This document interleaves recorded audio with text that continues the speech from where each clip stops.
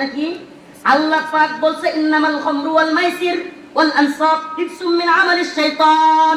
মদ জুয়া এগুলো হলো শয়তানের কাজ, এগুলো মুমিনের কাজ না, এগুলো মুমিনের জন্য হারাম। কার কথা এটা?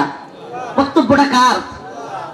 এখন সংসদে দাঁড়ায়া, সংসদের সামনে আইন হচ্ছে, বাংলাদেশে মদের লাইসেন্স দেওয়া হবে কি হবে না? যারা এর পক্ষে আছেন হাত তুলেন।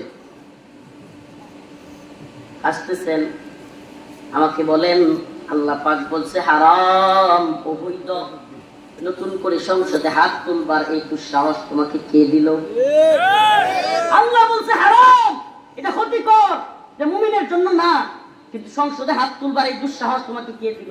আপনি বলতেছেন না, বুঝতেছেন না। হুজুর আমি তো নামাজ পড়ি, আমি তো রোজাগুলো রাখি, মানুষের রোজা রাখতেও বলি, নামাজ পড়তেও বলি, হুজুর আমি তো আর এর গুনাহ পাবো না।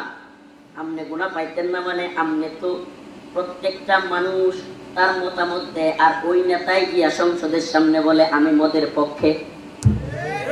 ওই যে আমনের নেতা কইছে আমি মদের পক্ষে, মদের পক্ষে বলো কার বিপক্ষে বলো, যদি ওখানে গিয়া নতুন করে আল্লাহর আইনটাকে নিয়ে হাত তুলে প্রত্যেকে সমান গুনাহগার।